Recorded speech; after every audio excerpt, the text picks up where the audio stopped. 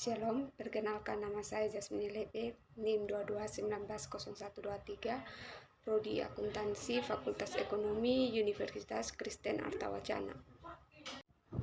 Baik, di sini saya akan membahas tentang pajak penghasilan badan. Nah, contoh soal yang pertama, peredaran bruto PTC dalam tahun pajak 2022 sebesar 4.500 juta dengan penghasilan kena pajak sebesar 500 juta. Penghitungan pajak yang terutang. Perlu diketahui bahwa seluruh penghasilan kena pajak yang diperoleh dari peredaran bruto tersebut dikenai tarif sebesar 50% dari tarif pajak penghasilan badan yang berlaku karena jumlah peredaran bruto PTC tidak melebihi 4.800 juta. Maka pajak penghasilan yang terutang yaitu 22% dikali 50% dikali dengan 500 juta sama dengan 55 juta. Di mana 22% merupakan tarif pajak yang dikenakan pada suatu badan usaha, 50% merupakan tarif pajak penghasilan yang dikenakan pada suatu badan usaha, dan 500 juta merupakan penghasilan kena pajak. Artinya pajak penghasilan dari PTC yang terutang sebesar 55 juta. Nah, contoh soal yang kedua, peredaran bruto PTD dalam tahun pajak 2022 sebesar 30 miliar dengan penghasilan kena pajak sebesar 3 miliar. Maka penghitungan pajak penghasilan yang terutang yang pertama, jumlah penghasilan kena pajak dari bagian peredaran bruto yang memperoleh fasilitas itu 4.800 juta dibagi 30 miliar dikali dengan 3 miliar sama dengan 480 juta.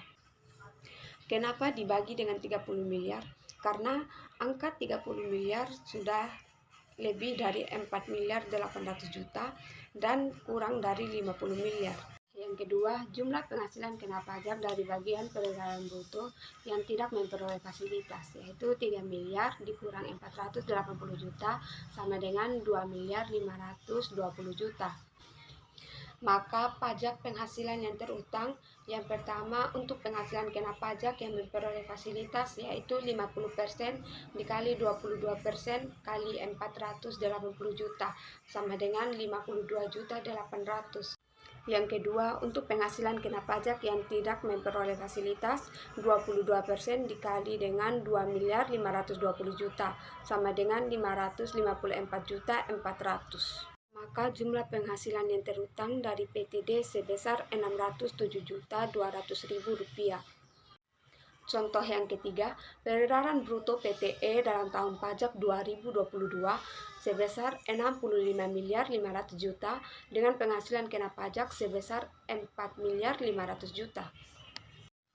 Contoh yang ketiga, peredaran bruto PTE dalam tahun pajak 2022 sebesar 6.500 juta dengan penghasilan kena pajak sebesar 4.500 juta.